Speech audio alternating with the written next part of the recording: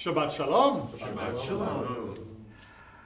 Many, many years ago, about 20 now, I was just finishing up rabbinic school, but 5 years prior to that, more or less, I was beginning rabbinical school. And on the first day of class, we introduced ourselves, and we realized that in my class of rabbinic colleagues, and there were only about 18 or so of us, there were 3 Joshuas. 3 of us in the class. So we had to come to an arrangement. Because after all, we needed to make sure that if the teacher said Josh or Joshua, we knew who they were talking about. And so I was Joshua, because that's what I was going by at the time. One of my other friends was Josh, because that was his preferred moniker. And the third went by the Hebrew diminutive Yoshi, which is sort of like Joshi in Hebrew. So in that way, we kept ourselves straight. If someone said Josh, we knew who they meant. If they said Yoshi, we knew who they meant. If they said Joshua, we knew who they meant. Only the teachers had trouble with this. They were going off the attendance list, I guess, and couldn't quite figure it out. And Yoshi they usually had. Josh they were okay with. But for some reason, and these are mostly rabbis and other Jewish professionals, they were reticent to call me Joshua. And so it became a running gag within my school, among my colleagues, that when the teachers would call me Josh, the rest of my friends would chime in Ua, finishing off the name, Josh Ua, as a way of reminding the professors that, no, I went by Joshua, that guy over there was Josh, and the one over there was Yoshi. Then I left rabbinic school, and I thought, finally, I'll have my own name. Well, it turns out Joshua Yoshi doesn't matter anymore because no one calls me that, they just call me Rabbi.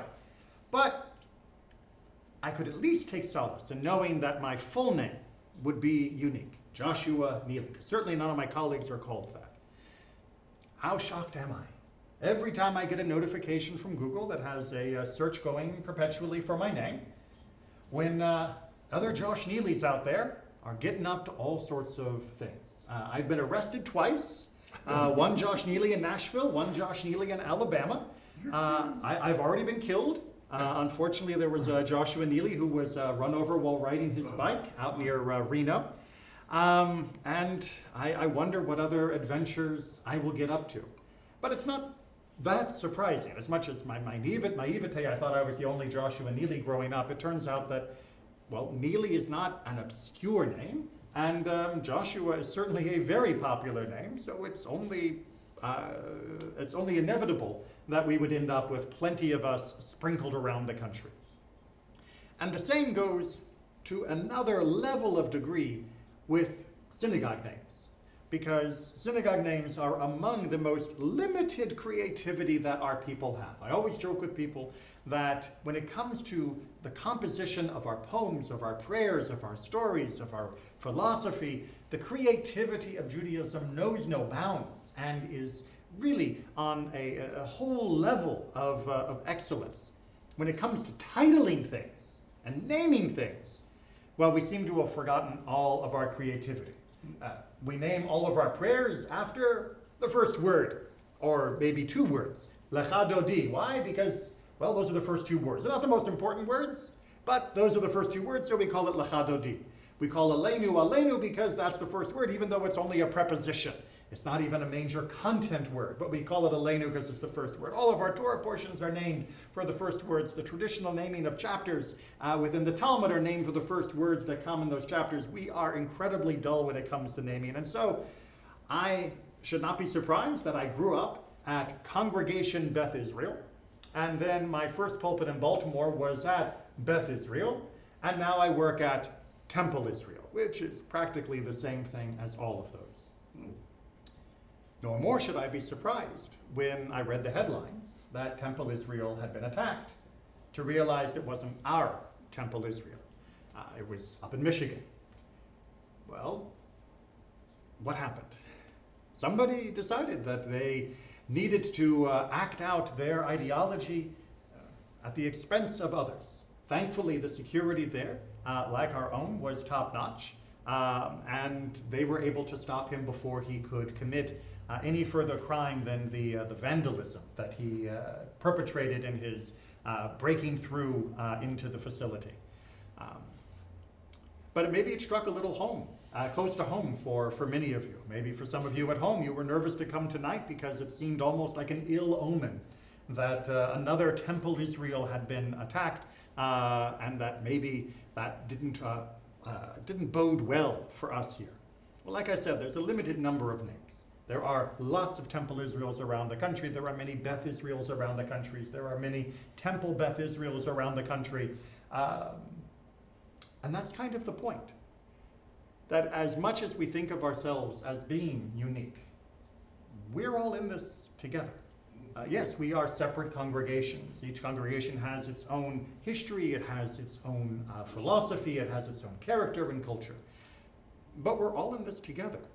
We are brothers and sisters to those who are in Michigan trying to deal with the aftermath of this attack, thankfully without having to head to the cemetery, but still greatly shaken by such an act of hate and violence perpetrated against them. But it wasn't only perpetrated against them, it was perpetrated against us as well. Not only for the similarity of name, but because we know that those attitudes are around. We talked about them extensively during last Shabbat morning's discussion, which is still up on the website, soon to be up on YouTube. But I'd like to take it one step further, because not only are we in this together with Temple Israel, we're also in this together with the Church of Latter-day Saints. We're in this together with the Catholic Church. We're in this together with the Baptists and the Methodists. We're in this together with the Charismatic Pentecostals. We're in this together with the Muslims and the Buddhists. And we're in this together with the atheists. And we're in this together with those who have no community organization or affiliation at all. Because all of us are targets for people who believe that their hate justifies violence. All of us at one point or another will be attacked. And if we only feel a commiseration, if we only feel a pang when it is close to home, because it's our religion or our name literally in the headlines, then we are missing the point that Judaism is trying to teach us of the true achdut, the true unity of all of God's creation.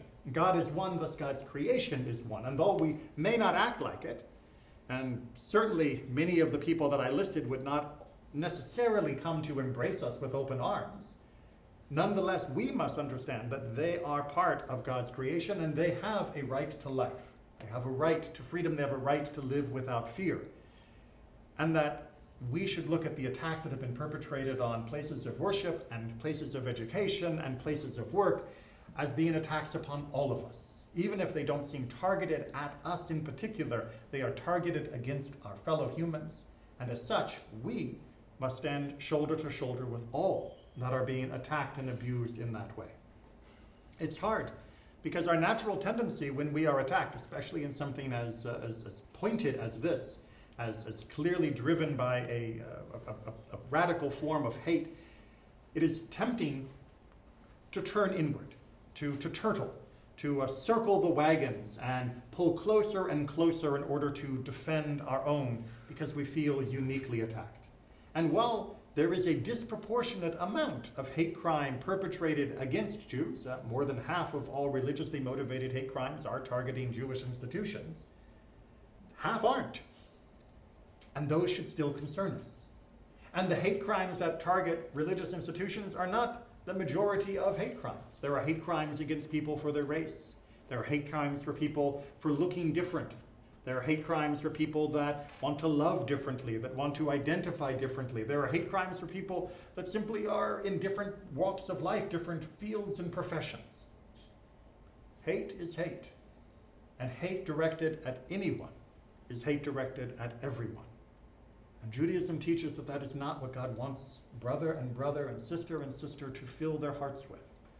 And if we close our ranks, if we circle the wagons too tightly, there is another tendency, which is to begin to say, well, at least they were a reform congregation. We're conservative. So when we circle our wagon, we can make it a little tighter and not have to worry about them. Or maybe not worry about the Orthodox. Or maybe we won't worry about the Israelis, because after all, they're thousands of miles away. Or maybe we'll not worry about those in other parts of the world or outside of our own state, outside of our own building, outside of my own family. That is what makes it so easy for those who wish to use hate as a divisive tool to find willing allies.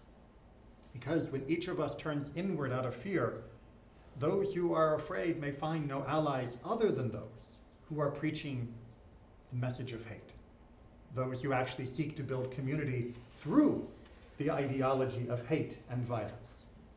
We must be sure that those who are afraid find solace within the arms of us and others, whether they are part of our Jewish family or part of our extended human family. They will find support.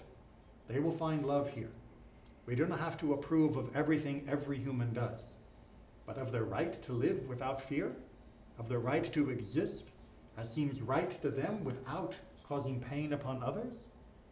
That we must defend. That we must celebrate in order that they will also celebrate and defend us. And when we do that, when we open our arms broadly to all that are afraid of this type of ideology, afraid of these types of people who perpetrate violence, we will find that we outnumber them 1,000,000 to 1. That we are stronger than them.